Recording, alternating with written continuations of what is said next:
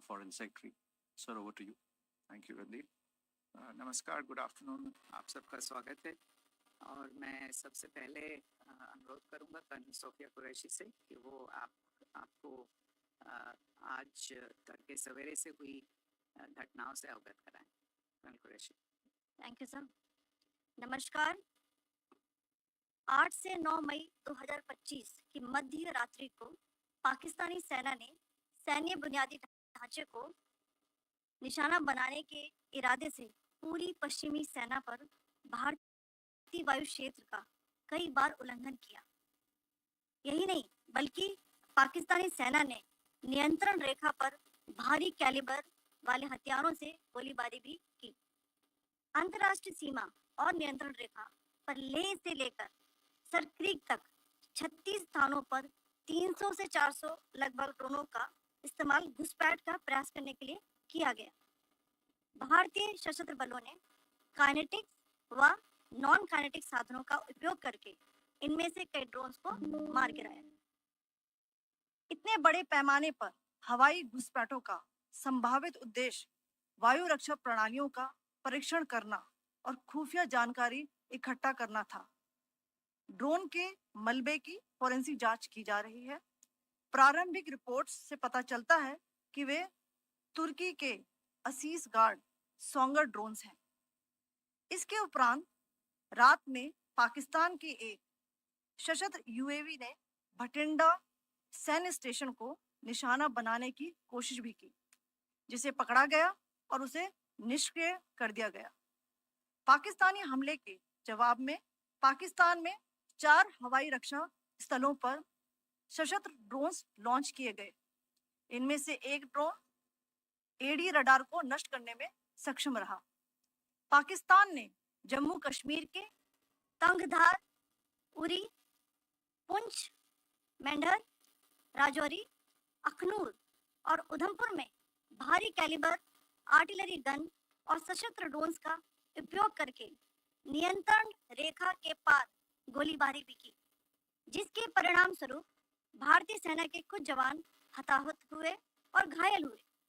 भारतीय जवाबी कार्रवाई में पाकिस्तानी सेना को भी बड़ा नुकसान पहुंचाया गया. इसके अलावा पाकिस्तान का गैर जिम्मेदाराना व्यवहार फिर से सामने आया. 7 मई 2025 को रात 8:30 बजे एक असफल अकारण ड्रोन और मिसाइल हमला करने के बावजूद पाकिस्तान ने अपना नागरिक हवाई क्षेत्र बंद नहीं किया. पाकिस्तान अपने नागरिक विमानों को ढाल के रूप में इस्तेमाल कर रहा है, जबकि उसे अच्छी तरह से पता है कि भारत पर उसके हमले से हवाई रक्षा की तीव्र प्रतिक्रिया होगी. यह भारत और पाकिस्तान के बीच अंतर्राष्ट्रीय सीमा के पास उड़ान भरने वाले अंतर्राष्ट्रीय उड़ानों सहित नागरिक विमानों के लिए सुरक्षित नहीं है. यहाँ स्क्रीन शॉट में पंजाब सेक्टर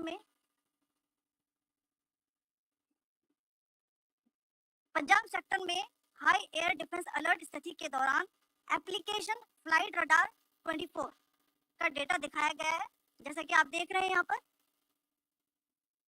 भारतीय पक्ष का हवाई क्षेत्र घोषित बंद के कारण नागरिक हवाई यातायात से पूरी तरह से रहित है. कराची और लाहौर के बीच के हवाई अड्डे मार्ग पर नागरिक एयरलाइंस उड़ान भर रही है. हाईलाइट किया गया है विमान फ्लाइनेस एविएशन का एयरबस 320, जैसा कि आप यहाँ देख रहे हैं, जो कि शाम को 5:50 बजे दमम से शुरू हुआ और रात को 9:10 बजे लाहौर में उतरा. ये सारा डिटेल्स आप यहाँ देख रहे हैं. ये डिटेल्स यहाँ लिखा हुआ है. Can you see this?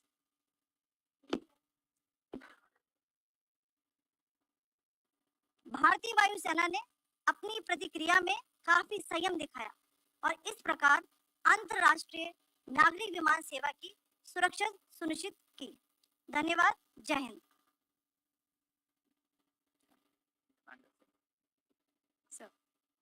Good afternoon to you all.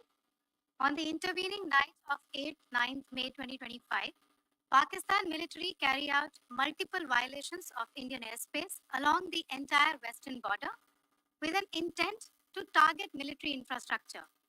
Pakistan military also resorted to firing of heavy caliber weapons along the line of control.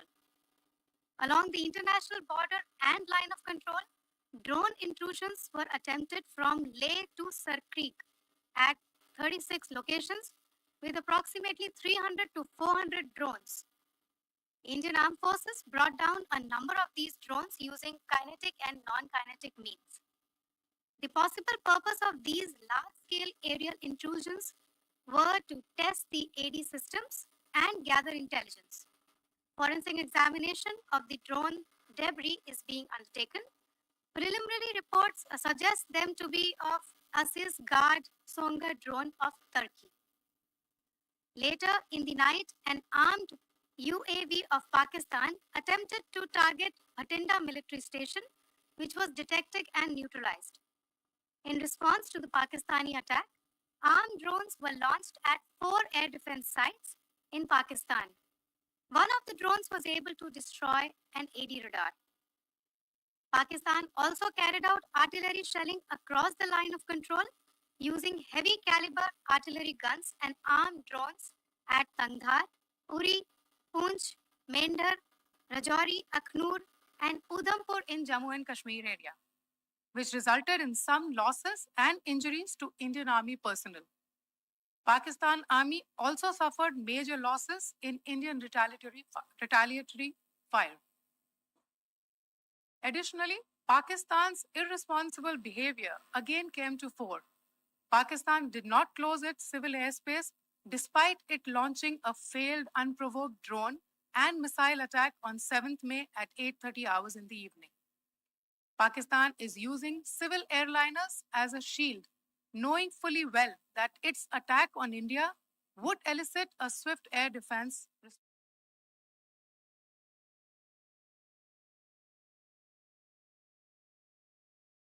Flying near IB between India and Pakistan. The screenshot we just showed and we shall share with you. It shows the data of the application Flight Radar 24 during a high air defense alert situation in the Punjab sector. As you have seen, the airspace on the Indian side is absolutely devoid of civil air traffic due to our declared closure. However, there are civil airlines flying the air route between Karachi and Lahore. Amongst the other civil aircraft that you can see, we have highlighted an aircraft which is Airbus 320 of Flynas Aviation, which was originated from Dammam at 1750 hours and landed later at Lahore at 2110 hours in the night. Indian Air Force demonstrated considerable restraint in its response, thus ensuring safety of international civil carrier.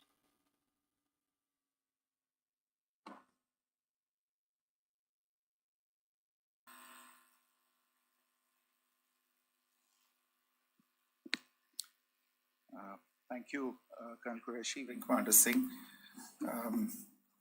I have just a few points to share in addition. कल रात की पाकिस्तानी सेना की कायरतापूर्ण गतिविधियों से आपको colonel Qureshi और विंग कमांडर सिंह ने पहले ही अवगत करा. Provocative and escalatory actions that were taken by Pakistan last night were targeted at Indian cities and civilian infrastructure, in addition to some military targets. The Indian Armed Forces responded proportionately, adequately, and responsibly. ये जो हमले हुए कल रात को भारतीय सैन्य इकाइयों ने पर्याप्त रूप से और एक जिम्मेदाराना रुख अपनाते हुए इन हरकतों का उत्तर दिया. What I want to underline is that the official and blatantly farcical denial of these attacks that Pakistan carried out by the Pakistani state machinery is yet another example of their duplicity and the new depths that they are plumbing in their quest for disinformation. The other point in the same vein is Pakistani claims that they did not target or attack any religious places. You would recall that yesterday I shared with you an incident related to the attack on a Gurdwara in Punch. Instead of owning up to these attacks, Pakistan made the preposterous and outrageous claim that it was the Indian Armed Forces and the Indian Air Force that was targeting cities like Amritsar and trying to put the blame on Pakistan.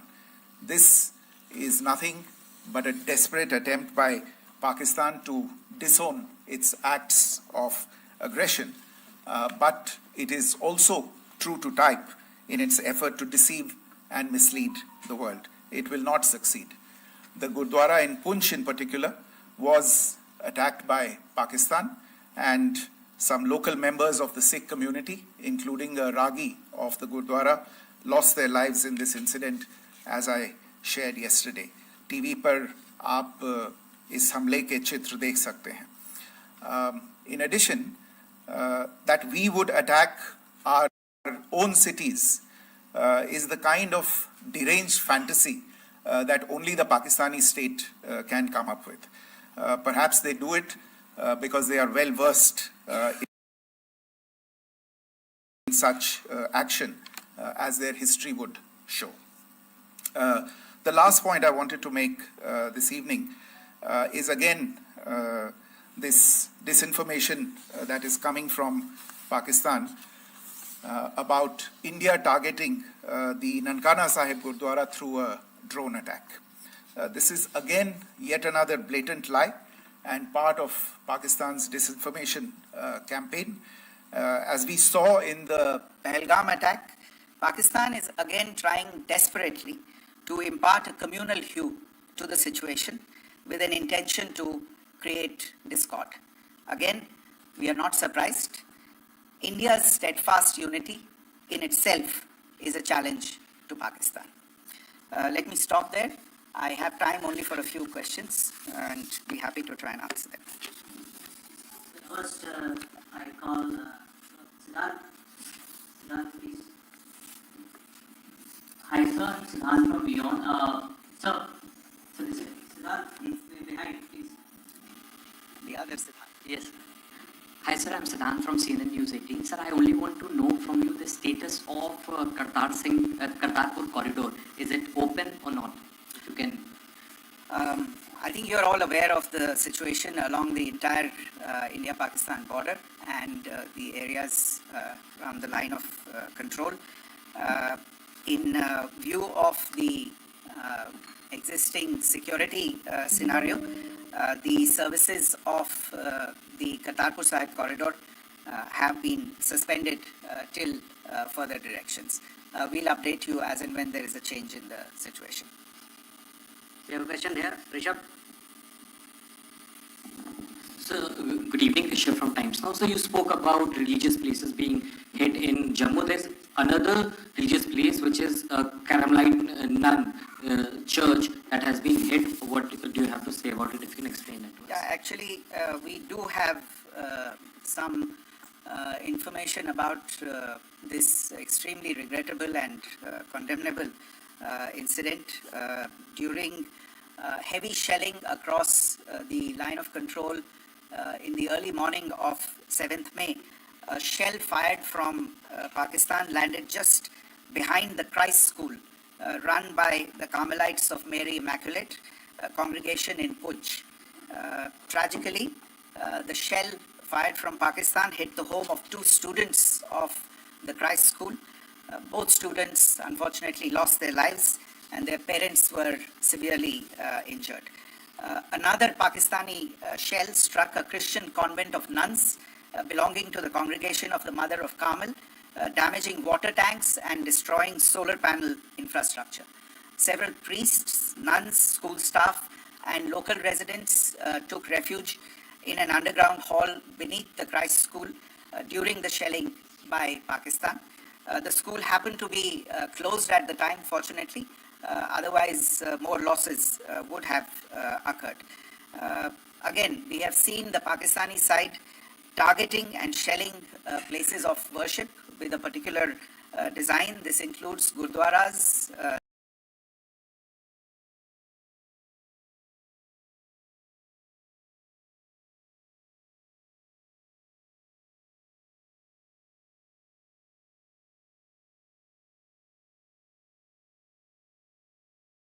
these की थी उसकी पाकिस्तान में काफ़ी तीखी प्रतिक्रिया भी आई और उसके बाद हमने देखा कि पाकिस्तान की तरफ से किस तरीके से लेह से लेकर भुज तक पूरी बॉर्डर के ऊपर जो इन्वेजन था वो किया गया।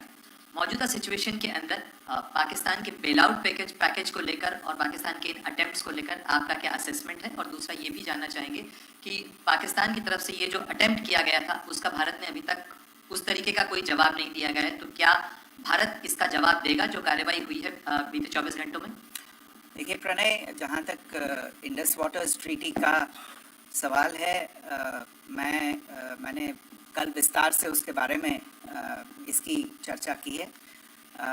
Indus waters treaty is in abeyance and as such I have nothing further to add to the decision that was announced by the Cabinet Committee on Security. जहाँ तक IMF bailout का सवाल है, आपको ज्ञान होगा कि IMF की आज मीटिंग हो रही है। हम वहाँ पे अपना पक्ष रखेंगे और जो हमारा मत है इन चीज़ों को लेके वहाँ पे साझा करेंगे दूसरे मेंबर्स के साथ। ये बोर्ड पे निर्भर है कि वहाँ पे क्या निर्णय होता है। और जहाँ तक जो कार्रवाई हुई है उसका जवाब देने का जो आपने जो प्रश्न उठाया है, जो आज ब्रीफिंग हुई है, जो आपको सूचना मिली है, मैंने भी कहा है कि जो आज सवेरे तड़के सवेरे जो गतिविधियां हुई, भारत ने उनका एक जिम्मेदाराना पूर्ण तरीके से और एक पर्याप्त तरीके से उसका जवाब दे दिया है। Siddhant. Hi sir, Siddhant from Vion. Sir, the External Affairs Minister has spoken to many of his counterparts around the world. Yesterday he spoke to the US Secretary of State Marco Rubio. So what were the key areas of conversations during that call? Yes, the minister had a conversation with the US Secretary of State. As you can imagine, the focus of discussions was the terrorist attack in Pahalgam and the response that India mounted after that on the 7th of May. The Secretary of State shared his thoughts on these developments with the minister. The minister deeply appreciated the US's commitment to work with India in the fight against terrorism, and he also underlined the targeted measures that India had taken in connection with Operation Sindoor. The minister also underlined that India would firmly counter any attempts at escalation from there. But in follow-up to that, as you are aware, there have been a number of other conversations. The minister had a conversation with the UK Foreign Secretary, David Lammy, today. There too, the discussion centered around countering terrorism, for which there must be zero tolerance. And I understand just a short while ago, the External Affairs Minister has also spoken to the Foreign Minister of Norway, Espen Barth Eide, which was also focused on recent developments stemming from the terrorist act in Pahalgam. One last question, Sudhi. Sir, Foreign Secretary, thank you for doing this. Sudhi Ranjan from Bloomberg. Foreign Secretary, India had struck Bahawalpur the other day, which is also connected with the murder of one of us, journalist Daniel Pearl. If you could give us an understanding of what exactly are the reports that you're getting. You're right. Bahawalpur is the headquarters of the Jaish-e-Mohammed terrorist group that is proscribed by the United Nations. Its leader, Maulana Masood Azhar, is a proscribed individual. It is, you brought up the connection with the tragic death or killing of Daniel Pearl of the Wall Street Journal. The Jaish-e-Mohammed was in some way directly or indirectly responsible for the death of Daniel Pearl. But the real connection is through Ahmed Omar Saeed Sheikh, the British Pakistani jihadi who was held in India. but was finally released in 2000, and he was the person who lured Daniel Pearl to his eventually leading to his murder. So these are all obviously connected figures, connected individuals, connected institutions, and the attack on Bahawalpur, on that facility of the Jaish-e-Mohammed in Bahawalpur is, I would imagine, a fitting part of this unfortunate incident. Thank you all. Thank you, sir. With that, we come to the closure of this press briefing. Thank you very much.